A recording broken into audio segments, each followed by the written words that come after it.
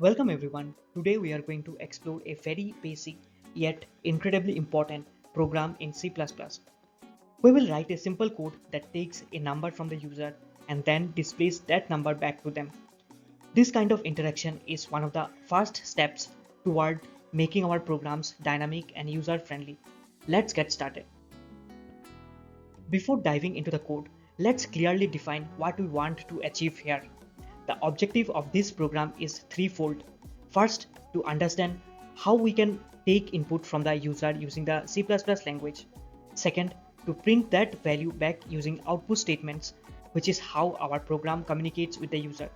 And third, to get comfortable with the use of two fundamental features in C++, cin and cout. These are like the yards and voyels of our program. They help it listen and respond.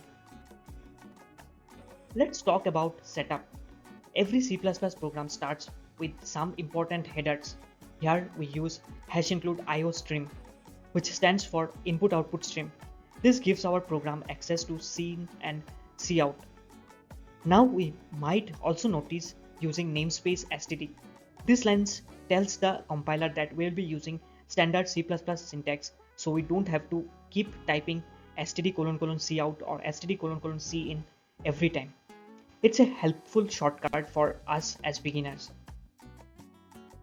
Now that we have our setup ready, it's time to get some input from the user. We begin by declaring a variable, in this case an integer named number. Then using cout, we ask the user to enter a number. This is followed by cin number, which reads the input from the user and stores it in the number variable. We can think of cin as our program's way of asking the user, hey, tell me something, and then capturing their answer. Once we have taken the input, our next task is to display it, and for that we use cout again. We write a message like you entered and then attach the variable using num. So when the user enters say 58, our program responds with you entered 58. We also add endl to make sure the output appears neatly on the screen with a proper line break. Here's the full picture, the entire program in one place.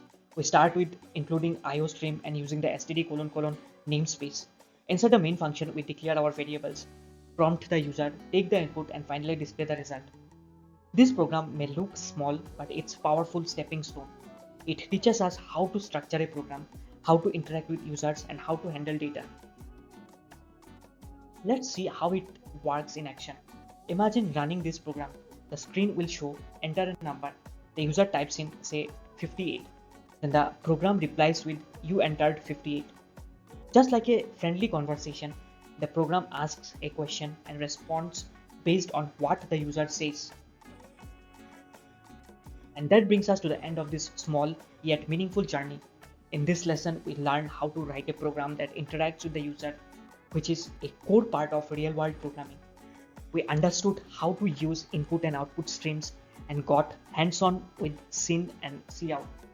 As simple as it may seem, this is the foundation on which we will build much bigger and more complex programs.